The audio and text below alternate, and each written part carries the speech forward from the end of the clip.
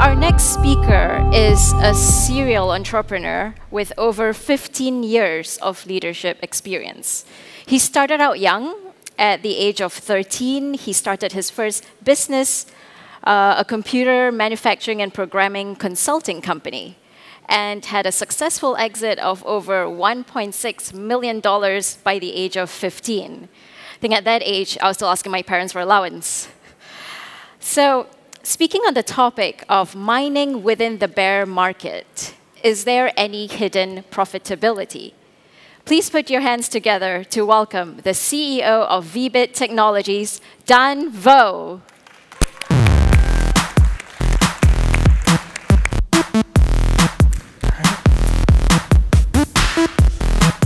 All right. Hello, everyone. Thanks for joining us today. As Anne introduced, my name is Dan Vo. I am the founder and CEO of VBit Technologies. And today I will be talking to you about mining in a bear market, which we are currently in a bear market, as most of you might already know and should know, right? But is that really a bad thing? Or is there hidden profitability behind it? And as all of you should already know, the last 11 months has been brutal for the Bitcoin and cryptocurrency industry. Prices have been plummeting. Bitcoin price has been free falling. And in the mining market, Bitcoin miners, they have two things that they have to worry about: the Bitcoin price and the mining difficulty level, right? Because of course, those two things, the first thing is the Bitcoin price, but more importantly, it is the Bitcoin mining difficulty level, because it directly affects profitability. As Bitcoin mining difficulty levels increase, profitability goes down. The amount of Bitcoins you're able to mine with a specified hash rate decreases. So it just has that inverse relationship. And over the last 11 months, as Bitcoin prices have plummeted, difficulty levels still continue to rise, which means that over the last 11 months, mining profitability has decreased drastically, which is, at face value, a bad thing, right? But let me tell you, it's actually not a bad thing. This is actually the best time to get into Bitcoin mining, and I'll tell you why. If you take a look at this chart right here, what this chart shows is the historical Bitcoin difficulty level over from 2010 all the way to current day. And as you can see, we have already went through a few bear markets. And as you can see, during bear markets, the difficulty has, the growth of the difficulty level has actually slowed down, level off, and eventually even decrease over time. Because as it increases, the Bitcoin miners with higher electricity prices, they turn unprofitable, so they have to turn off their miners, right? But if that's the case, why is the Bitcoin price going down and the difficulty level still continuing to go up? That is what you might be wondering right now. And the reason behind that is just simply people tend to lag behind market movements. And what I mean by that is when the Bitcoin price drops a little bit, what most people do is they think that Bitcoin price is going to come back immediately. And that's what they're hoping for. But then, they don't time the market correctly. They continue to turn on miners, and it just increases the mining difficulty level just for a short period of time until they realize that they made a mistake. So they'll cut their losses right there, and then they'll turn off their miners, and eventually the mining difficulty level decreases. So as you can see in this chart right here, when a bear market begins, mining difficulty level generally continues to go up just for a short period of time until these miners, they cut their losses. And then the mining difficulty level starts to level off and eventually decrease, which over time cancels out the lost profits from the decreasing Bitcoin price, because with the decrease in mining difficulty level, you're able to mine more Bitcoins with the same amount of hash power. So it just eliminates the losses from the Bitcoin price reductions. And when the market turns from a bear market into a bull market, these same people, they lag behind market movements. They'll think that, oh, it's just a dead cat bounce or just a normal fluctuation in the market. So they don't get into the market until they see prolonged periods of price increases. And then they'll jump on the bandwagon. They'll get into the market again at the wrong time, just to realize, like they're coming in at the high. But when these guys, they turn off their Bitcoin miners at a time when they realize that they have to cut their losses, it allows the people still in the game to benefit from increased mining outputs, to benefit from not having to upgrade their hardware so frequently, because rising difficulty level increases the rate that you have to upgrade your hardware, because your hardware is just becoming obsolete. And then because they kept it on during that lag time period where it switches to a bull market, they actually double benefit. One, from the increasing price of Bitcoins. Second, from the increased mining outputs from that same amount of hash power that they had. And people, most people, they tend to have a follower's mentality. They just chase the market instead of positioning themselves in the right position to take advantage of different market movements. But the big question you might have right now is, during that time period when Bitcoin price is coming down, difficulty level is still going up, what are they supposed to do? Like, how do you stay in the game? And the thing is, the mining during a bear market, it actually allows you to get lower overall cost to getting set up. Mining hardware, the prices are a lot lower, as most of you might already know. Time costs is a lot lower, because when you're mining, it takes time to set up the infrastructure to get all of these rigs online. And if you're trying to get your rigs online during a bull market, you're wasting valuable time when the price is increasing and then eventually the mining difficulty level is increasing. So by the time you get the rigs online, you're actually starting to lose money or not really make a lot of money anyway.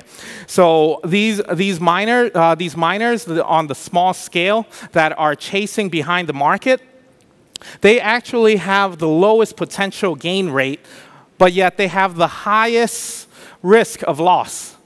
And the guys with the scalability, with the efficiency, they're able to stay in the game, and they're able to take advantage of all of these benefits right here.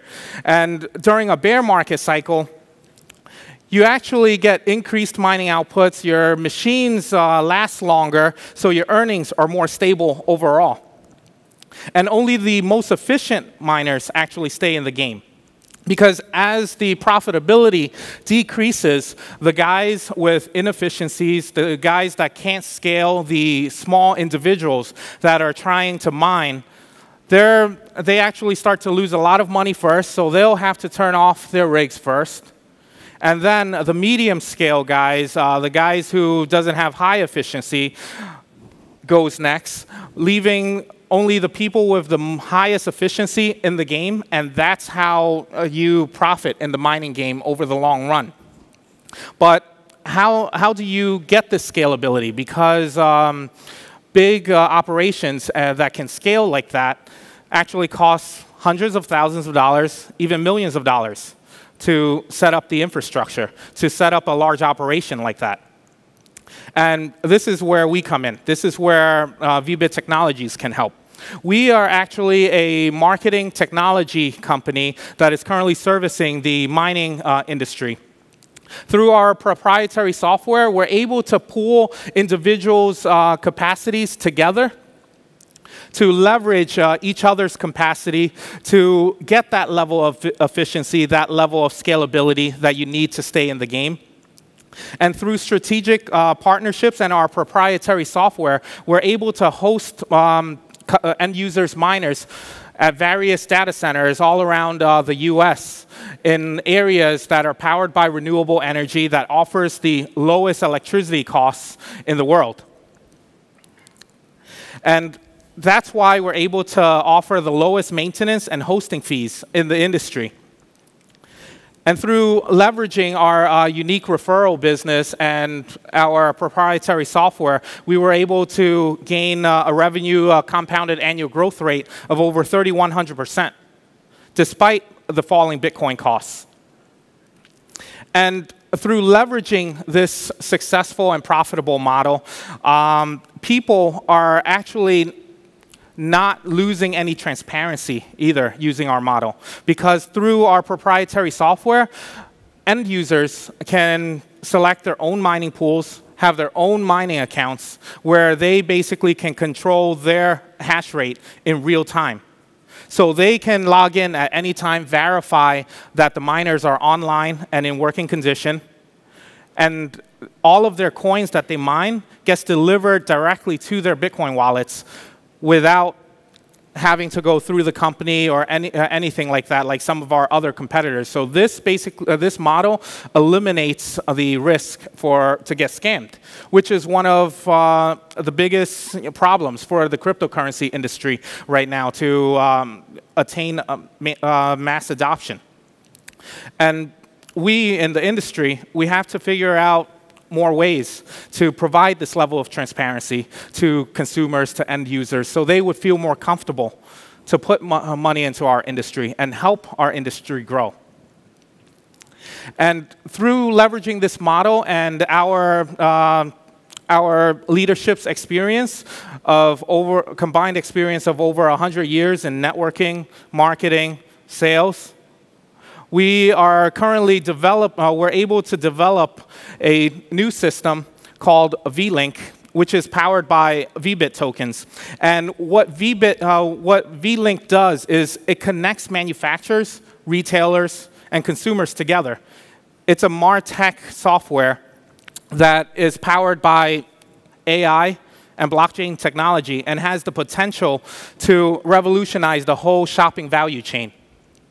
It allows manufacturers, retailers, to connect directly with targeted audiences with no added costs, allows them to reduce cost on inefficient coupon distribution, promotional distribution, which is actually costing manufacturers and retailers billions of dollars every single year. Because in the US alone, manufacturers and retailers distribute over $570 billion worth of coupons each year. Yet only a little bit over $3 billion get redeemed. That means that consumers are actually leaving almost $570 billion on the table in savings that they could have kept in their pocket. And they're leaving it on the table simply because they don't know about it, and it's just a hassle with the current system to sit there, flip through newspapers, flip through magazines, clip coupons, and then try to redeem it at a place that most small businesses don't actually accept coupons because of the cumbersome procedures that they have to go through in order to get reimbursed from the manufacturer. So this actually VLink eliminates that whole process for the retailer, for the merchant. And it allows manufacturers and the promotional makers to connect with consumers directly without having to go through third parties and spending billions of dollars every single year. And it allows consumers to find deals and savings on everyday purchases, on things that they already purchase every single day. And it also allows them to earn rewards by just sharing deals with their friends, with their social networks, on products that they already love. And to find out more information, please visit us at our booth in the exhibition hall, and also come listen to our EXP20 pitch tomorrow at about 2:25, I believe. And right now, to distribute the VBT tokens that's going to power VLink, we're actually doing a free giveaway. So if you log on to getvbt.io, simply by joining our email list with your name and your email, you're going to be reserving your free VBT tokens. And the earlier people that signs up, they get a bigger proportion of free VBT tokens than the later ones. So yeah, thank you. And I still have about 5 minutes left for questions if you guys have questions. Yes, sir?